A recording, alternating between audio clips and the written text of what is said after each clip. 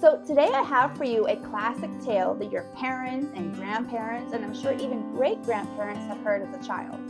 It's a classic tale about a duckling who hatches and quickly finds out that he looks nothing like the rest of his brothers and sisters. And for that, he is made fun of and treated really cruelly.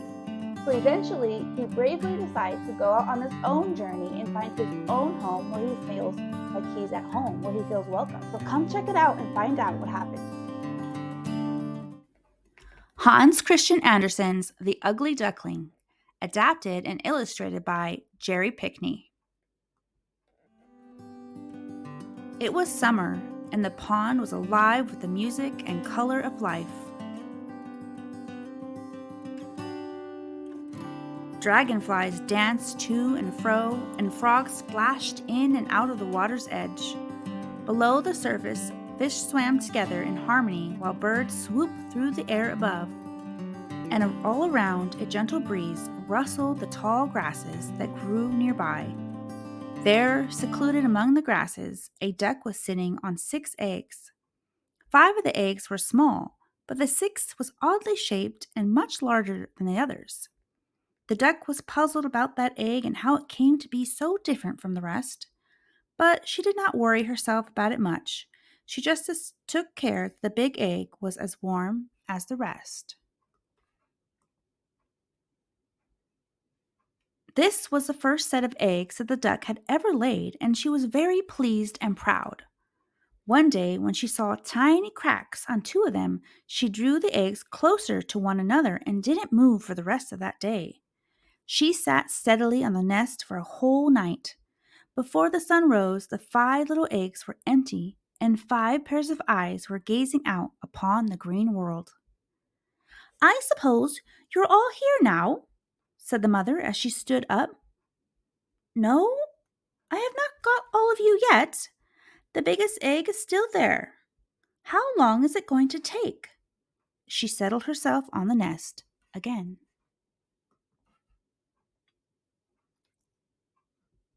The day wore on, and the big egg showed no signs of cracking, but all through that day and the next she sat, giving up even her morning bath for fear that a blast of cold might strike the big egg. In the evening, she thought she saw a tiny crack in the shell, and she was so excited that she could hardly sleep all night. With the first streaks of light, she felt something stirring under her. Soon a big, awkward bird stumbled out of the egg head first. "Cheep! Cheep!" cried the young one. The mother looked with surprise at his long neck and dull color. "That is a monstrous big duckling," she said to herself. "None of the others look like that. Can he be a turkey chick? Well, we shall see and soon find out," she thought, as she and the 5 furry little balls followed her to the water.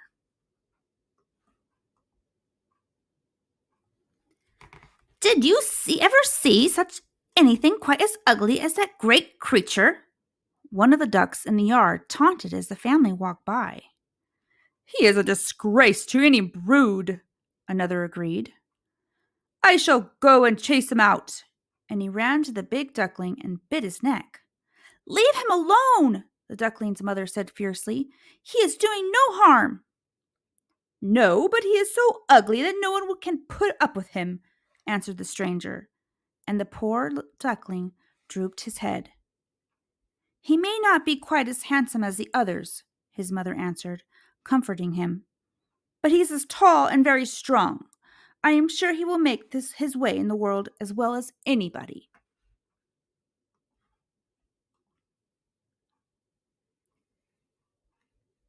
But as time went by, matters grew worse. The poor duckling was chased by all of them, even his brothers and sisters. The ducks bit him, the hens pecked him, and the girl who fed them kicked him aside. At last, he could bear it no longer, and one night when the ducks and the hens were all still asleep, he stole away. By dawn, he had reached a grassy moor full of soft, marshy places. It was peaceful there, and the duckling wished that he might stay forever away from everyone until— bang! Bang! At the sound of the gun, whole flocks of wild geese flew up from the rushes. Sportsmen lay hidden around the marsh, and some even sat on the branches of the trees that overhung the water. For a few long minutes, the firing continued. Luckily, the duckling could not fly, and he floundered along through the water till he could hide himself among all the tall ferns. But hunting dogs were wandering about in the swamp. Splash! Splash! Just at that moment, a frightful dog appeared beside him. His tongue hung right out of his mouth, and his eyes glared wickedly. The ducklings grew cold with terror and tried to hide his head beneath his little wings. The dog opened his great chasm of mouth close to the duckling and showed his sharp teeth, and then splash!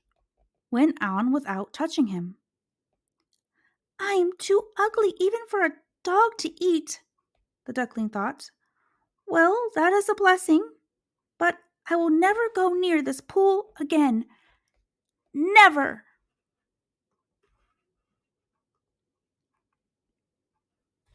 And so the duckling marched on bravely all day long until he reached a small cottage. The door had fallen off one hinge and hung so crookedly that he could creep into the house through the crack. He lay down there exhausted and spent the entire night in peace. Now in the cottage dwelt an old woman, her cat, and a hen, and the next morning the duckling awoke to the sight of three looming over him. What on earth is that? Said the old woman, whose sight was not good. Can you lay eggs? Asked the hen. The trembling duckling shook his head. Can you ruffle your fur when you're angry and purr when you are pleased? Asked the cat. But the duckling had to admit that he could do nothing but swim. So it can neither lay eggs nor purr, said the hen. What should we do with it? Cried the cat. Oh, you're all talking nonsense, replied the old woman. We will let it stay for a bit, for I am sure we will see some eggs from the creature soon enough.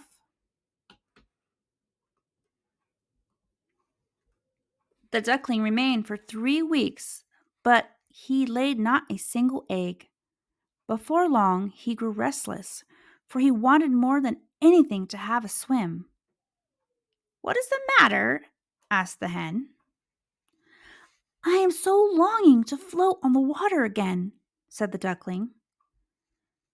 You can't imagine how delicious it is to feel it rushing over your head when you dive straight to the bottom. I don't think I would enjoy it, replied the hen doubtfully. And the cat agreed that there was nothing she would hate so much.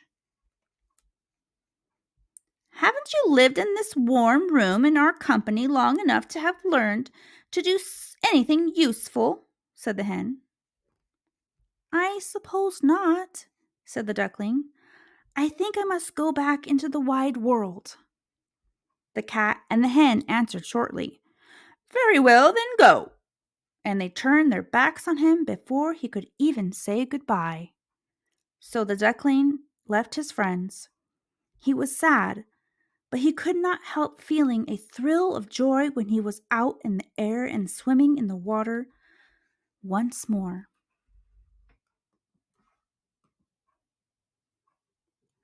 Now autumn came.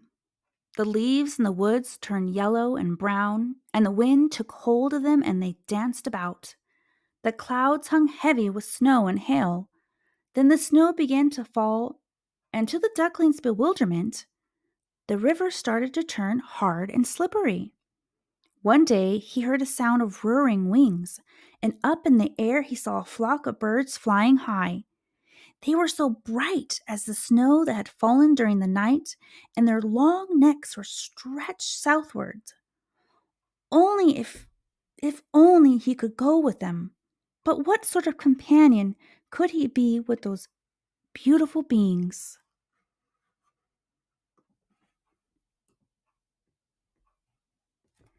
Every morning it grew colder and colder, and the duckling had to swim about in the water to keep it from freezing. At last, during one bitter night, his legs moved so slowly that the ice crept closer and closer.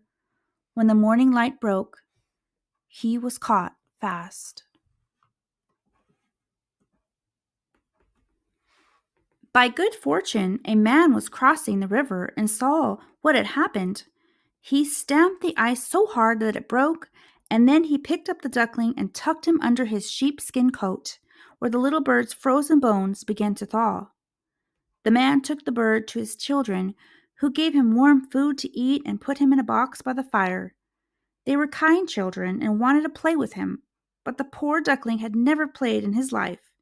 He thought they wanted to tease him, and so he flew, terrified at the noise and confusion, right out the door.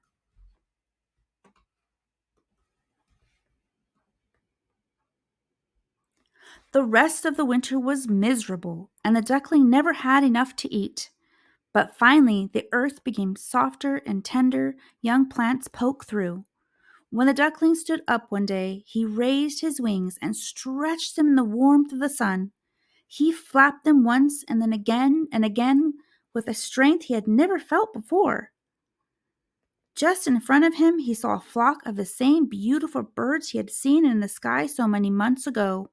One by one, he watched them step into the stream, with feathers rustling, and then float quietly upon the water as if they were part of it.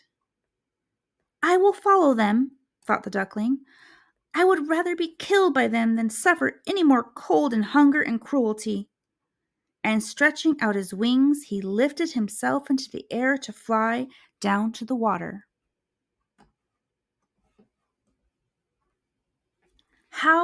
How glorious it felt to be rushing through the air, wheeling first one way and then the other. He had never thought flying could be like this.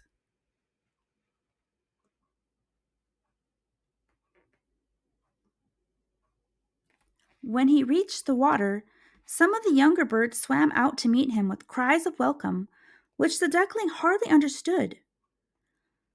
I don't know why I was hatched. I am the ugliest duckling ever to live, he said to them. He bowed his head and looked down into the water. His reflection in the still pool, he saw many graceful shapes with long necks and golden bills. Without thinking, he looked for his dull feathers and awkward, skinny neck. But no such thing was there. Instead, he beheld beneath him a beautiful swan.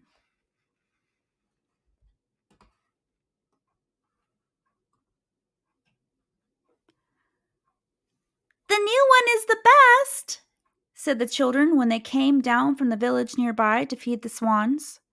His feathers and his beak are the brightest of all. And when he had heard that, the swan knew that it was worth having undergone all the suffering and loneliness he had. Otherwise, he would never have known that it was to be what it was to be really happy. The lilacs bent their bows down to the water before him, and the bright sun was warm and cheering. He rustled his feathers and raised his slender neck aloft, saying with pure joy in his heart, I never dreamed of such peace.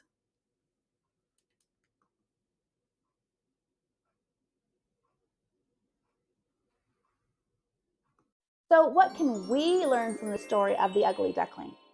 Well, number one is that we need to not judge each other and judge others by the way we look on the outside, but instead we need to judge each other and look at what's in the inside and by our actions, by the things that we do. But I also think there's much more to this story. This story is a story, I believe, of a story of hope and inspiration. Much like the ugly duckling, we will all have times in our lives where we feel out of place or we will feel where we're struggling with something. And like the duckling did, he worked on it. He found joy and things that he enjoyed while trying to find his home, while trying to find a place where he felt he belonged. So in life, we need to find joy while we are working on the things that we are struggling with. Find things that make us happy. and know and believe that we will make it through it and we will succeed. So guys, if you enjoyed this story today, go ahead and click that subscribe button so you know when I have a new story for you to read. And go ahead and check out my other stories that I have. Thank you guys so much for watching. I'll see you guys next time. Bye for now.